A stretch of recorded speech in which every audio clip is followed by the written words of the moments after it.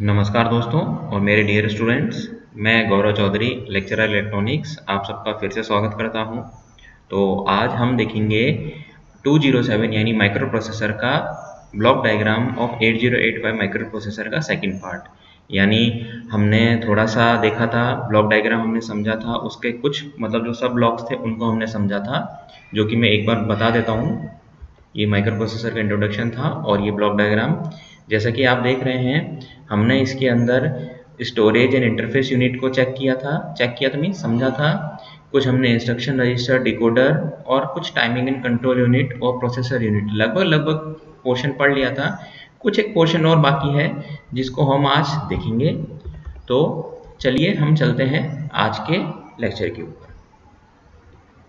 तो स्टूडेंट्स, आज हम पढ़ेंगे जनरल पर्पस रजिस्टर्स। यानी इससे पहले जो हमने देखा था टाइमिंग एंड कंट्रोल यूनिट, वो लास्ट के वीडियो में था।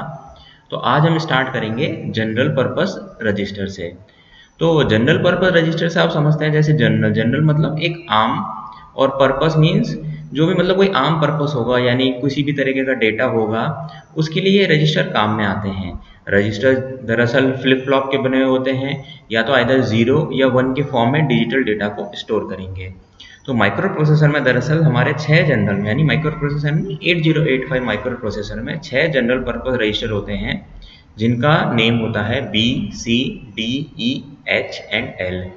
हर एक जो रजिस्टर होता है वो 8 बिट का होता है। और तीसरा पॉइंट है ये, जो कि डेटा को होल्ड करने के लिए काम में आता है, जो कि मैंने अभी बताया था।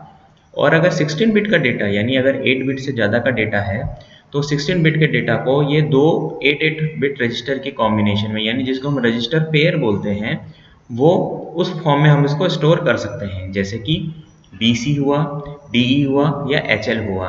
और ये रजिस्टर पेयर ही, मतलब अगर मान के चलिए अगर 16 बिट का डेटा है तो रजिस्टर पेयर हमें BC, DE, HL, ऐसे नहीं है आप D के साथ में आप H को ले रहे हैं या B के साथ में आप E को ले रहे हैं, नहीं, वो वैलिड रजिस्टर नहीं माना जाएगा 16 बिट डेटा स्टोर करने के लिए। अब हम बात करते हैं हमारा एक जो कि बहुत ही इंपॉर्टेंट 16 बिट रजिस्टर है, वो है प्रोग्राम काउंटर, जो कि यूज किया जाता है एड्रेस ऑफ नेक्स्ट इंस्ट्रक्शन को एग्जीक्यूट होने वाले इंस्ट्रक्शन को होल्ड करने के लिए। कहने का मतलब, जैसे सपोज आपने कोई प्रोग्राम लिखा 8085 माइक्रो प्रोसेसर में असेंबली लैंग्वेज में। अब हमारा स्टार्ट हो रहा है प्रोग्राम, सपोज मान के चलिए मेमोरी 1 से। अब जो नेक्स्ट मेमोरी है वो मतलब वो स्टोर करेगा program counter, means next memory में जो भी हमारा इंस्ट्रक्शन जो कि रखा हुआ है वो कौन बताएगा, प्रोग्राम काउंटर। इसलिए ये, क्योंकि मेमोरी हमारा 16 बिट एड्रेस डेटा है, एड्रेस बस है, तो इसलिए ये 16 बिट का होता है।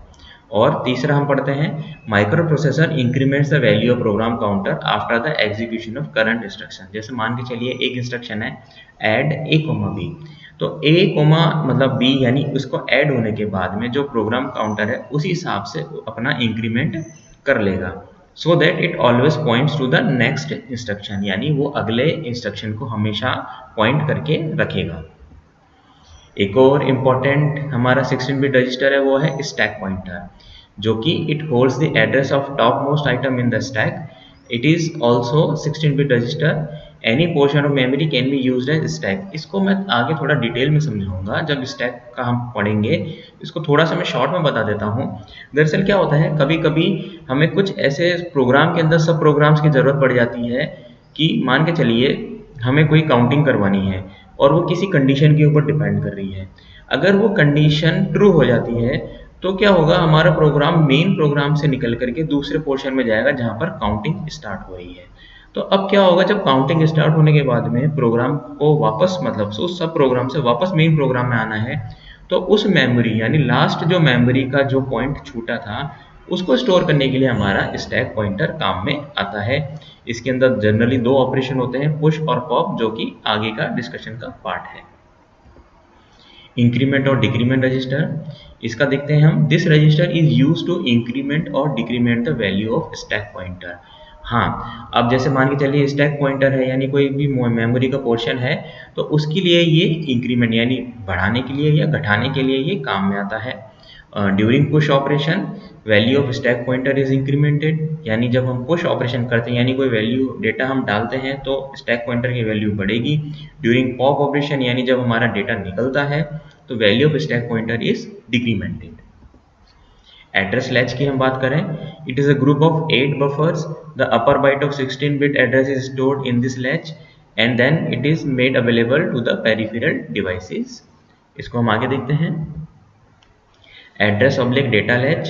The lower byte of address and 8 bit of data are multiplex. It holds either lower byte of address or 8 bits of data. This is decided by ALE, address latch enable. If ALE equals to 1, then address oblique data latch contains lower byte of address. If ALE equals to 0, then it contains 8 bit data. कहने का मतलब क्या है, दरअसल हमें मतलब complexity को कम करने के लिए, जैसे मान के चलिए हमारे जो डेटा लाइन है वो 8 बिट की है और एड्रेस लाइन हमारी 16 बिट की है। अब जैसे कभी कभी क्या होता है कि हमें सिर्फ एड्रेस की ज़रूरत है, यानी 16 बिट डेटा एड्रेस को पॉइंट कर रहा है, तो हम क्या है, जो डेटा बस और हमारा जो एड्रेस बस है हम उनको अलग अलग नहीं रखते, हम उसी में से एड्रेस जो 16 लाइन है उसी में से हम 8 line as a data use कर लेते हैं। इससे क्या होता है, हार्डवेयर का जो यूज़ होता है वो थोड़ा कम हो जाता है। अब वो डिपेंड करता है कि हमारा डेटा क्या है। अगर ALE एड्रेस लैच इनेबल जो कि बताता है कि अगर वो 1 है तो उस टाइम वो एज अ एड्रेस बस ही यूज़ हो रही है हमारी लोअर बाइट, और अगर ALE 0 है तो इसका मतलब है कि वो जो लोअर बाइट की जो है लाइन है वो as a data bus use हो रही है, जो कि जिसको हम सिंपली मल्टीप्लेक्सिंग कहते हैं। यानी एक टाइम में मतलब हम या तो एज अ डेटा एड्रेस की तरह यूज़ कर लें या सिंपल एड्रेस की तरह यूज़ कर लें। इससे फ़ायदा यही है, मैं दोबारा रिपीट कर रहा हूँ, कि हमारा हार्डवेयर थोड़ा सा कम यूज़ होता है। सीरियल इनपुट आउटपुट कंट्रोलर, दरअसल क्या होता है, ये जो सीरियल इनपुट आउटपुट कंट्रोलर होता है ये हमारे पैरेलल और या फिर पैरेलल डेटा को सीरियल करने के काम में आता है। Micro processor works with 8 bit parallel data. Serial input output devices works with serial transfer of data. यानी सीरियल का मतलब क्या होता है, पैरेलल का मतलब क्या होता है, जैसे हमारी 8 लाइनें हैं तो 8 डेटा एक साथ आ गया। सीरियल का मतलब होता है कि एक लाइन है और उसमें बिट बाय बिट डेटा आगे ट्रांसफर होता है, तो उसके कन्वर्जन के लिए ये हमारे काम में आता है। Therefore, this unit is the interface between microprocessor and serial input output devices. जिस मान के चलिए माइक्रो प्रोसेसर हमारा मॉनिटर है और मॉनिटर सीरियली डेटा एक्सेप्ट कर रहा है, तो उसके बीच में कोई ना कोई हमारी इंटरफेस यूनिट, जो कि आगे का आपके एडवांस 302 यानी थर्ड ईयर में आप पढ़ेंगे तो वहाँ पर आपको समझ में आएगा। इंटरप्ट कंट्रोलर, इंटरप्ट क्या होता है, दरअसल मान के चलिए माइक्रो प्रोसेसर का कोई प्रोग्राम है, जैसे मैं एग्जांपल देता हूँ, किसी इंडस्ट्री में माइक्रो प्रोसेसर कोई ऑटोमेशन काम कर रहा है, सपोज एक्सीडेंटली वहाँ पर आग लग जाती है, तो इंटरप्ट एक ऐसा चीज़ है कि वो सबसे पहले सब कुछ छोड़ के वो प्रोग्राम चालू होगा, यानी फायर सिग्नल को देगा। हालांकि हम इसको इग्नोर भी कर सकते हैं, वो डिपेंड करता है हमारी इंटेंसिटी के ऊपर या हमारी एप्लीकेशन की इंटेंसिटी के ऊपर। अगर मैं बोलूँ तो 5 इंटरप्ट्स होते हैं हमारे 8085 में, ट्रैप, RST 7.5, RST 6.5, RST 5.5 और INTR इंटरप्ट रिक्वेस्ट। इनकी सबका अपना अपना प्रायोरिटी है और इनमें से कुछ तो हार्डवेयर इंटरप्ट्स होते हैं और कुछ सॉफ्टवेयर इंटरप्ट्स होते हैं। आगे देखते हैं हम, interrupt controller receives these interrupts according to their priority, जो कि मैंने बताया, and applies them to the microprocessor. There is one outgoing signal INTA, interrupt acknowledgement, which is called as interrupt acknowledge. Power supply की अगर बात करें तो जैसे कि हम पहले भी डिस्कस कर चुके हैं, micro processor plus 5 volt power supply पे काम करता है और अप्रॉक्सीमेट 3 मेगाहर्ट्ज की उसकी क्रिस्टल ऑसिलेटर यूज होती है। ये कुछ रेफरेंसेस हैं जिनकी सहायता से मैंने पीपीटी को तैयार किया। उम्मीद करता हूँ स्टूडेंट्स को ये समझ में आ रहा होगा। वैसे तो इसके जो आपके लेक्चरर्स हैं सीताराम जी और रमेश जी, वो ही आगे को देखेंगे, बस मेरे पास में कुछ ही मटेरियल है, तो मुझे लगा कि स्टूडेंट्स के अगर उनके आगे एग्जाम होते हैं उस पॉइंट ऑफ व्यू से वो थोड़ा सा लाभ उठा सकते हैं।